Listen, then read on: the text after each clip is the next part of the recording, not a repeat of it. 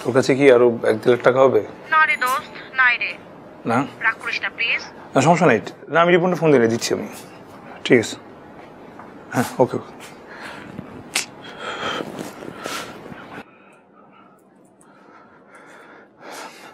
হ্যাঁ দোস্ত বল। হ্যাঁ দোস্ত, আচ্ছা শোন, ওই যে তুই জানিস গাড়ি কিনবো বলছিলাম, হ্যাঁ তো ভাইয়ার 10 দেওয়ার কথা ছিল, আমার 10টা ম্যানেজ করছি, ভাইয়া 10 দিতে পারে না, একটু শর্ট পড়ছে। কত টাকা লাগবে? এই 2-2.5 লাখের মতন। কবে ফেরত দিবি? 2 দিনের মধ্যে। না রে দোস্ত, এই মুহূর্তে দিতে পারবো না রে। পারবি না?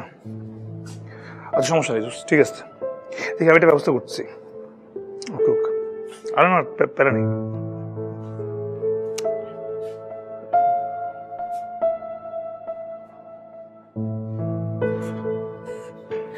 আমি কি জানতে পারি যে আপনার কোমল পা দুটোর উপর এত টর্চার কেন হচ্ছে? আরে চিন্তা যদি মাথা থেকে একটু পায়ে নেমে আসতো তাহলে তো ভালো হতো, তাও তো নামতেছে না। কেন? কথা আছে না, লম্বা মানুষের নাকি বুদ্ধি হাঁটুতে থাকে, মাথায় কোনো বুদ্ধিও থাকতো না, চিন্তাও থাকতো না। আমার মনে হয় যে আমার হাতে তোমার চিন্তার উপায় আছে। কি?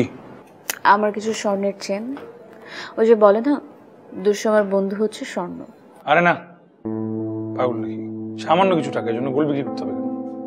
লাগবে না এগুলো, ফ্রেন্ডরা তো কয়েকজন চিপ ইন করছে, একজন পাইলেই হয়ে যাবে, কেউ না কেউ দিবে, আমি দেখি ট্রাই করি। বুঝছি তোমার সামনে ট্রাই করা যাবে না, তুমি টেনশন নিচ্ছ আছে না।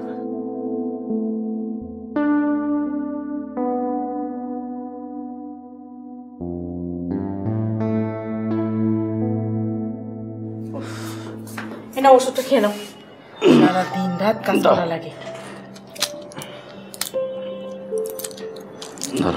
নাও।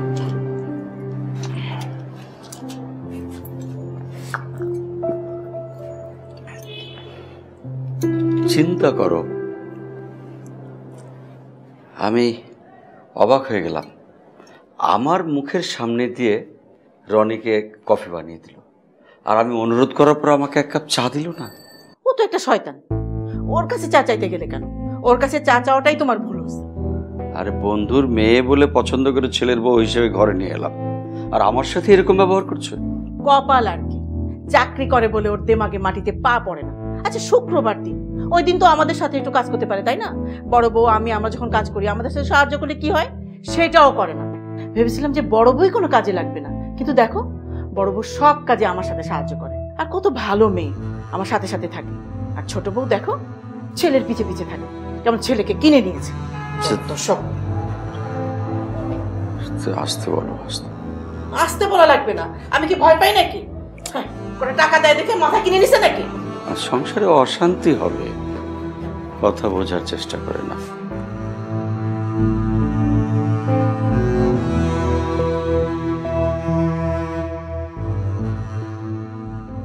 হ্যালো, দেখো তো তোমার অ্যাকাউন্টে টাকা ঢুকছে কিনা। টাকা? কিসের টাকা? আরে বাবা দেখোই না। দাঁড়াও,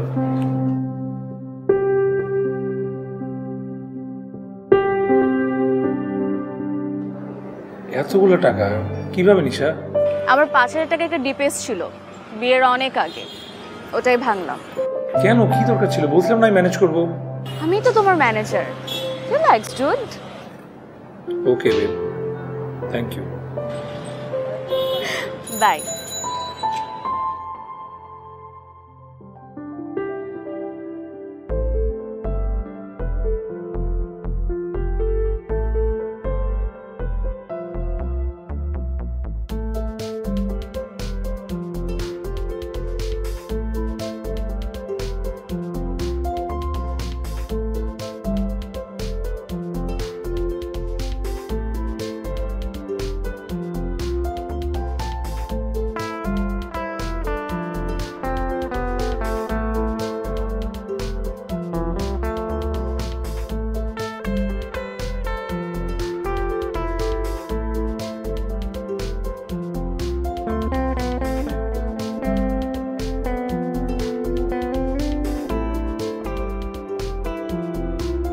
আসসালামু আলাইকুম রহমতুল্লাহ, আমি জনাব হেতেম আলী।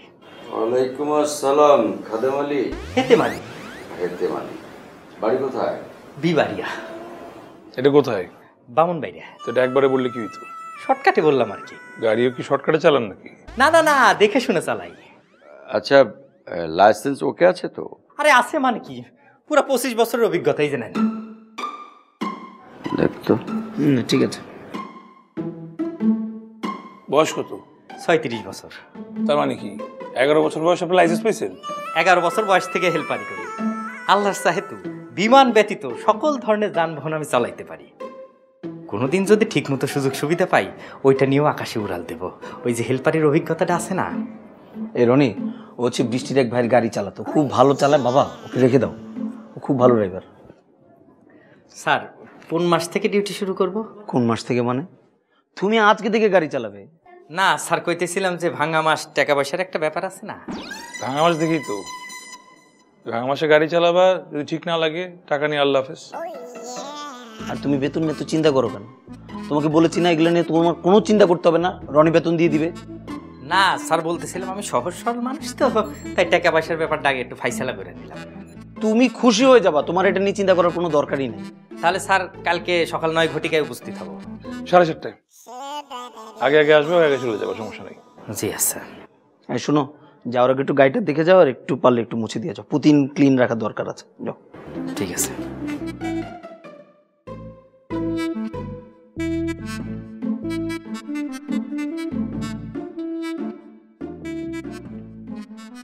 কিরে, ড্রাইভার ঠিক হয়েছে? হয়ে গেছে মা। ও আল্লাহ বাঁচিয়েছে, কালকে থেকে আমার টুকটুকি গাড়িতে করে স্কুলে যাবে আর আসবে, তাই না? অবশ্যই। আমার নাতি যাবে না তো কে যাবে? প্রথমে আমার নাতিকে নামাবে, আমার টুকটুকিকে নামাবে, তারপর তোর বাবাকে নামাবে, তারপর জনিকে নামাবে, তারপর তোমাদের দুজনকে নামাবে। ততক্ষণে তো মা আমার অফিসে অনেক দেরি হয়ে যাবে, আর ঢাকা শহরে যে ট্রাফিক। আচ্ছা, সমস্যা কি? ওরা যাক না হয়, আমরা আমাদের মতোই যাবো, আগে হয়ে যেত। হ্যাঁ হ্যাঁ, আমার কোনো সমস্যা নেই, আমরা আমাদের মতো চলে যাবো। আচ্ছা, আমার কথা শোনো, আমার অফিসে তো সবচেয়ে কাছে, আমি যেমন যেতাম তেমন চলে যাব, আমার গাড়ি লাগবে না। বাবা কি যে বলো না, তোমার জন্য তো গাড়ি কিনা। আচ্ছা, এইগুলার একটা সহজ সমাধান আছে, আমি বলি, আমরা 20 মিনিট আগে রওনা দিব, তাহলেই তো হয়ে গেল। 20 মিনিট আগে যেতে হবে মানে? তোমার মেয়েকে ঘুম থেকে ওঠে? তোমার মেয়েকে যদি 20 মিনিট আগে আমি ঘুম থেকে উঠাতে চাই, তাহলে তো আমার উঠতে হবে 40 মিনিট আগে। সকালে নাস্তা কে বানায়? আমি আর মাই তো বানাই। সকালে নাস্তা বানাবো না মেয়েকে ওঠাবো? থাক, আমার টুকটুকিকে যেতে হবে না, ও যেভাবে যেত ওভাবে যাবে। টুকটুকি এসো, আসো বলছি।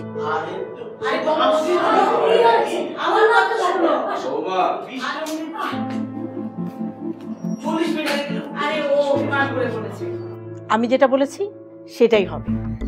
প্রথমে আমার টুকটুকিকে নামাবে, তারপর